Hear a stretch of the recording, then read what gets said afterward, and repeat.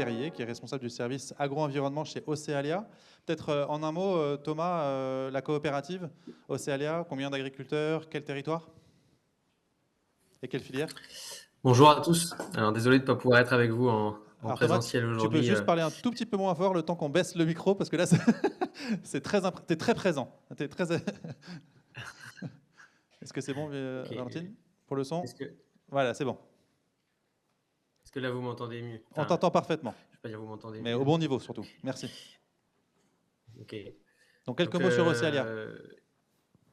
ouais, Océalia, donc coopérative agricole évoluant, on va dire, sur le nord de la Nouvelle-Aquitaine, donc siège basé à Cognac et puis sur Poitou-Charentes-Limousin, avec des exploitations à la fois mixtes viticoles, céréalières, élevage. C'est un territoire assez diversifié. Voilà. Et puis en nombre d'agriculteurs aujourd'hui, en nombre d'adhérents au Céalia, on est autour de 7000 agriculteurs à peu près. Et donc, tu as 7000 agriculteurs à faire bouger et à accompagner. Et justement, comment une coopérative peut accompagner le passage à l'échelle vers des pratiques, on va dire, plus vertueuses du point de vue de la gestion de l'eau, voire des pratiques qu'on pourrait qualifier d'agroécologie? Effectivement, pour être tout à fait honnête, ça fait un moment qu'on a pas mal de projets en fait, sur le développement de l'agroécologie. On travaille pas mal sur la formation, sur les groupes d'agriculteurs, sur l'expérimentation, etc. Maintenant, l'enjeu qu'on voit aujourd'hui, c'est, on sait qu'on a des pionniers sur le territoire, mais la question en fait, c'est comment on massifie. Je pense qu'aujourd'hui, on en est là. Et si on veut avoir des vrais effets agroécologiques sur le territoire en général, il faut qu'on arrive à embarquer finalement la masse des agriculteurs de la zone. Voilà. Donc en fait, pour ça, alors je suis assez très intéressé de tout ce que j'ai pu voir dans les présentations auparavant. Et effectivement, les leviers pour embarquer les agriculteurs, ils ont été présentés de manière, enfin voilà, on est 100% en phase avec ce qui a été présenté jusque-là. Maintenant, la vraie problématique, c'est qu'il n'y a pas de recette toute faite par exploitation. Je le disais juste avant, nous, c'est vrai qu'on a des exploitations qui, certaines sont viticoles, d'autres céréalières, d'autres orientées élevage, d'autres, la plupart même mixtes, avec plusieurs ateliers sur l'exploitation. Et donc, finalement, la question, c'est comment on trouve les leviers qui sont spécifiques à chaque exploitation. On ne peut pas dire à tout le monde d'arrêter le labour du jour au lendemain. Les couverts végétaux, ça marche. Effectivement, c'est un levier qui est assez transverse, mais il y en a d'autres qui sont beaucoup plus spécifiques et qui sont orientés en fonction des conditions pédoclimatiques de l'exploitation, en fonction des choix stratégiques de l'agriculteur, etc. Voilà. Donc en fait, nous, ce qu'on a essayé de faire à l'échelle d'Océalia, c'est de créer une démarche globale, alors qui aujourd'hui s'appelle le sillon responsable, où en fait, dans cette démarche, l'idée, c'est de faire un inventaire global de l'ensemble des pratiques qu'on peut considérer comme agroécologiques. Donc, toutes celles que j'ai vues jusqu'à présent en font partie, en l'occurrence. Et puis l'idée, c'est de faire un diagnostic individuel de l'exploitation et que ce diagnostic-là, en fait, il soit partagé avec l'agriculteur, évidemment, et surtout qu'il y ait un plan d'action derrière d'amélioration. Donc, on a un petit système de scoring en pourcentage pour voir où en est l'agriculteur sur les différentes pratiques. Et puis derrière, l'objectif, c'est bien de mettre en place un plan d'action qui est partagé sur l'amélioration de l'exploitation d'un point de vue agroécologique. Voilà. Donc c'est un plan de Et avec progrès des qui leviers qui s'inscrit... sont à chaque fois différents. Ouais, et j'allais dire, ouais, c'est un plan de progrès qui s'inscrit dans une démarche de certification, mais pour autant, on n'est pas dans une norme, dire un cahier des charges de pratique qui s'établit tel quel, et il n'y a qu'à déployer cette recette. Ça part bien de la situation de départ de l'exploitant. Il y a un plan d'action qui est propre à chaque exploitant. Exactement. Il y a un plan d'action qui est propre à chaque exploitant. Et ce qui est important aussi, c'est qu'aujourd'hui, si on veut faire de la transition agroécologique ou déployer à grande échelle, il faut que les interlocuteurs quotidiens des agriculteurs en soient les premiers convaincus. Et c'est vrai que nous, au Céalia, aujourd'hui, on a un réseau de conseillers d'exploitation sur le territoire. Et en fait, le postulat qu'on a fait, c'est de se dire dès le début, il faut que cette démarche-là, elle soit portée par nos équipes terrain. C'est-à-dire que moi, je m'occupe du service agro-environnement au siège. On est 5 personnes. On sait qu'on ne pourra pas aller voir les 5000 agriculteurs dans l'année. Et donc, en fait, nous, vraiment, le maillon qui est fondamental dans cette démarche-là, c'est d'essayer de convaincre nos conseillers d'exploitation, les techniciens de COP, finalement, d'aller faire cette démarche-là. Et c'est vrai qu'aujourd'hui, c'est eux qui la portent, c'est eux qui ont l'outil et c'est eux qui construisent les plans d'action au quotidien. Voilà. Je suis volontairement caricatural, de vendeur de phyto et de bidon, il passe à conseiller d'exploitation. Ouais. Non, mais c'est une très très bonne question. Effectivement, pour être tout à fait honnête, c'est une vision du métier qui change. Alors, ce qui est important pour ça, c'est que le diagnostic ne dure pas 2 jours, parce qu'en fait, à chaque fois, si on demande au conseiller d'aller voir quasiment tous ces agriculteurs, euh, effectivement, on ne peut pas lui demander d'y passer une journée à chaque fois. Donc, en fait, on a essayé de faire un diagnostic de pratique, mais avec des questions assez simples et de manière assez synthétique, pour que finalement, en 2 heures de temps, il ait pu discuter avec l'agriculteur de comment on peut faire évoluer l'exploitation, en fait. Et en Voilà. fonction de ça, vous l'orientez vers tel ou tel dispositif. On vient d'avoir une présentation d'un dispositif de PSE. Il en existe aussi dans ton territoire. Comment vous articulez cette démarche sillon responsable? Je reviendrai sur le nom parce qu'on parle d'arrêt du labour et on parle de sillon. Il y a peut-être une petite contradiction.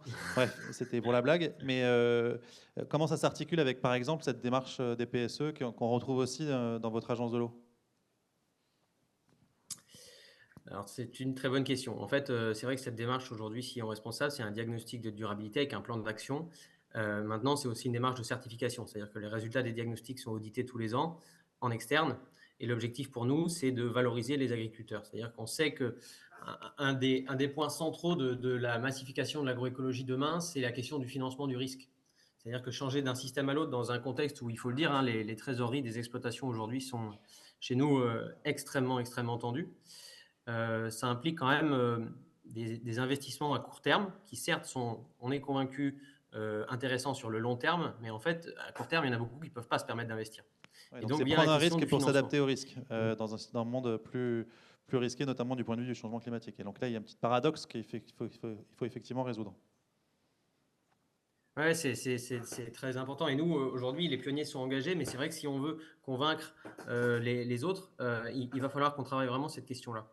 Et donc aujourd'hui, moi, je ne crois pas à une recette miracle de financer la transition de 4000 agriculteurs dans les 2 ans au sein d'Océania. Ça me paraît compliqué.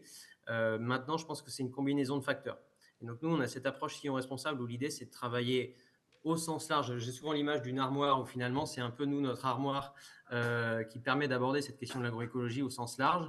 Et après, le rôle du conseiller, c'est d'identifier le bon tiroir à ouvrir de l'armoire avec l'agriculteur. Et en fait, certains des tiroirs, nous, on travaille pas mal puisqu'on commercialise des productions végétales, donc on essaye de construire des filières agroécologiques, que ce soit des filières bas carbone, que ce soit des filières qui protègent la qualité de l'eau. Donc Voilà, avec des on a des primes clients filières intéressés. associées, Comment? J'ai pas avec des entendu, je suis primes désolé. filières associées, des primes filières qui viennent, on va dire, se cumuler avec des paiements pour services environnementaux, des crédits carbone éventuellement. Exactement, les primes filières, c'est un mécanisme qu'on travaille. Les crédits carbone, c'est aussi un mécanisme qu'on travaille. On fait des bilans carbone sur les exploitations. Et donc, pour reboucler avec la question sur les PSE, pour moi, les PSE constituent une brique complémentaire finalement qui est très intéressante. Parce qu'aujourd'hui, je pense qu'il faut se dire les choses, les financements à la transition des agriculteurs, pour vraiment faire bouger les choses sur le terrain, c'est insuffisant. Et à l'échelle globale, je reproche ça à personne évidemment. Et donc, je pense qu'avec les PSE aujourd'hui, on a une brique qui, pour moi, me paraît intéressante. Et donc, effectivement, nous, concrètement, sur l'agence de l'eau, sur le périmètre Adour-Garonne, il y a des PSE qui sont sortis récemment, dans lesquels nous, on est auditeur. Et là, on est en ce moment même en train de faire la promotion active du dispositif auprès de nos équipes pour qu'eux en parlent à leurs agriculteurs. Voilà. Et en l'intégrant encore une fois dans cette démarche du sillon responsable pour sélectionner en quelque sorte ou le proposer de manière préférentielle à ceux qui sont en capacité d'actionner ces leviers rapidement. Si je reviens au sujet du jour, les PTGE, les plans territoriaux, les projets territoriaux pour la gestion de l'eau, une question qu'on n'a peut-être d'ailleurs pas forcément préparée ensemble, mais comment Céalia est mobilisé dans ce type de dispositif? J'imagine qu'il s'en déploie sur votre territoire. Effectivement, on est mobilisé à la fois d'un point de vue les élus d'Océalia qui participent aux différentes réunions de construction. Je pense notamment sur les PTGE, Boutonne, Klein, etc. chez nous, qui nous concernent. Et puis aussi dans les réunions, c'est-à-dire que on essaye dans la mesure du possible, nous, au service agro-environnement, de participer aux réunions justement pour amener ce qu'on peut amener dans les réflexions, quoi. Ce regard terrain et filière. D'autant que c'est un territoire où l'irrigation se déploie aussi. Est-ce que du coup, voilà, une question là aussi un peu que je posais tout à l'heure, sur la compatibilité de l'agroécologie et de l'irrigation? La première chose, c'est que c'est vrai que je pense que l'agroécologie, pour moi, c'est une vision globale. Et nous, c'est vrai que l'idée, c'est de travailler à la fois sur la réduction des produits phytos, c'est de travailler sur l'amélioration de l'empreinte carbone, c'est de travailler sur la réduction de la consommation d'eau, sur l'amélioration de la qualité de l'eau. C'est un problème global. Et, euh, et c'est vrai qu'il y a un sujet autour du lien entre agroécologie et irrigation qui est assez fort. C'est que, alors, je pense que de l'irrigation sans agroécologie aujourd'hui, c'est pas concevable, hein, évidemment. Mais à l'inverse, disons que l'irrigation peut aussi être un outil pour l'agroécologie, dans le sens où aujourd'hui, nous, on a beaucoup du territoire qui est en zone intermédiaire, c'est-à-dire des zones à très faible production, impactées de plus en plus par les aléas climatiques, évidemment. Donc on sait que la ressource en eau est plus rare. Ça, je veux dire, on est tout à fait conscient des enjeux du changement climatique. Par contre, effectivement, en fait, aujourd'hui, ce qui entraîne mécaniquement, avec l'irrigation, avec le recul de l'irrigation, finalement, on constate une simplification des assolements, puisqu'en fait, nous, aujourd'hui, c'est vrai que l'irrigation permet la mise en place de cultures de printemps.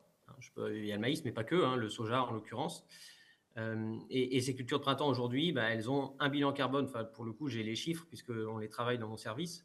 En général, les bilans carbone sont plus favorables, les bilans IFT sont plus favorables aussi. Et finalement, ça permet de diversifier des assolements dans un contexte où, lorsque l'irrigation recule, mécaniquement, on se retrouve on n'est pas tout à fait dans le contexte qui était dit avant sur les Landes où c'était plus difficile d'intégrer des cultures diverses. Chez nous, c'est un peu l'inverse. Et en fait, on se retrouve avec une simplification des assolements sur la partie hiver, qui est une conséquence directe du recul de l'irrigation. Donc l'enjeu, c'est comment on trouve des compromis et des cultures qui vont à la fois permettre un développement de l'agroécologie et aussi le maintien des filières sur le territoire. Voilà. Ce sujet, d'ailleurs, j'en profite, petite incise, ce sujet de la compatibilité de l'agroécologie et de l'irrigation, ce sera un des thèmes phares du congrès ICID 2026 qui aura lieu à Marseille. Il y a Céline Papin qui est dans la salle qui pourra répondre à... Qu'est-ce que j'ai dit ? Du 12 au 17 octobre à Marseille, congrès international, et donc avec des publications scientifiques portant spécifiquement sur cette question. Merci beaucoup Thomas. Est-ce que on peut l'applaudir déjà pour ce témoignage et le remercier. Une question de la salle pour Thomas. Juste là. Alors, là, j'ai vu en premier. C'est pas une question très directe.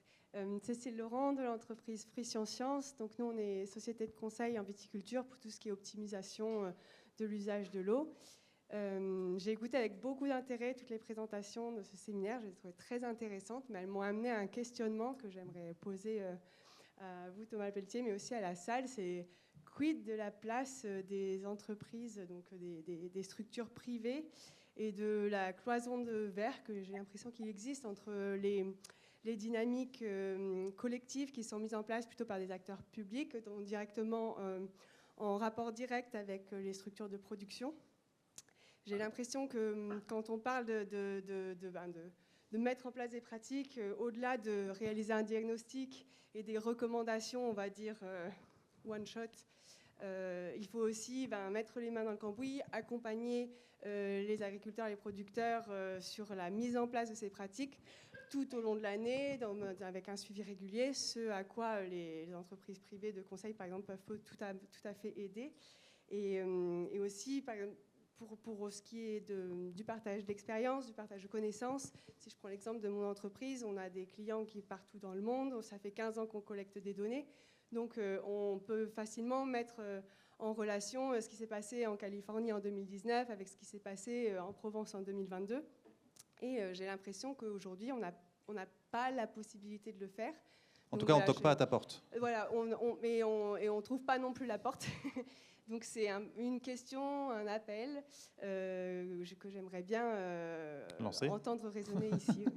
Merci, en tout cas, l'appel est lancé. Thomas, est-ce que ça t'inspire, toi, un commentaire sur la place qu'on en accorde aux coopératives dans cette dynamique-là ? Est-ce que tu sens qu'elle est trop faible, trop forte, pertinente ou voilà, vous êtes déjà bien reconnu.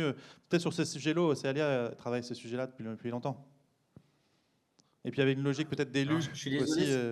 ça a un tout petit peu coupé pendant le début de la question, Pierre. J'ai pas... En gros, je te demandais de réagir, mais la question était trop longue de toute façon, mais je te demandais de réagir juste à l'appel qui vient d'être lancé sur la place des acteurs privés dans ces dynamiques territoriales.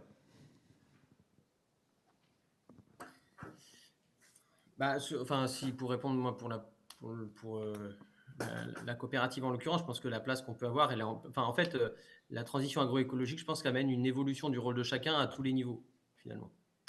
Et effectivement, nous, la place que jouent qu'on peut jouer, elle est sur renforcer la présence et le conseil technique auprès des agriculteurs, mais avec les autres acteurs du conseil. Hein.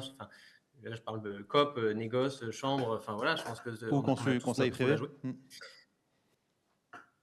Conseil privé, évidemment, non, mais voilà, je pense ça modifie pas mal la vision du conseil qu'on doit avoir, mais du conseil technique au quotidien auprès des agriculteurs. Et nous, après, c'est vrai que ça joue aussi sur encore une fois, la clé aussi, ça va être de pouvoir faire appel aux financements qui sont nécessaires. C'est vrai que nous, aujourd'hui, on est à l'interface entre la production et la commercialisation. Et effectivement, il y a un rôle aussi de faire le lien avec les marchés, en fait. Hein. Ce qui tire pas mal aujourd'hui et ce qu'on commence à voir arriver sur le terrain, c'est la question de la décarbonation et du coup de la prime filière liée à du bas carbone est très en lien avec des exploitations sur le terrain sur l'agriculture de conservation des sols. Ça, c'est des choses qu'on n'avait pas l'habitude de travailler avant et qui modifient. Ouais, ça change quand même pas mal les habitudes. Avec un enjeu peut-être de sécurisation des approvisionnements agricoles du point de vue de vos clients qui justifie aussi leur investissement vers l'amont dans de telles démarches. Ouais, des enjeux de sécurisation, de traçabilité aussi. Parfait, merci beaucoup. En tout cas, merci pour cet appel qui a été lancé. Je suis sûr que j'ai vu certaines personnes prendre des notes pour que la place d'acteurs privés et d'expertise telle que celle que porte Frisson Sciences puisse être mieux intégrée dans des démarches collectives. Merci en tout cas pour ça. Merci encore Thomas pour ce témoignage. On peut à nouveau scander cette séquence par des applaudissements.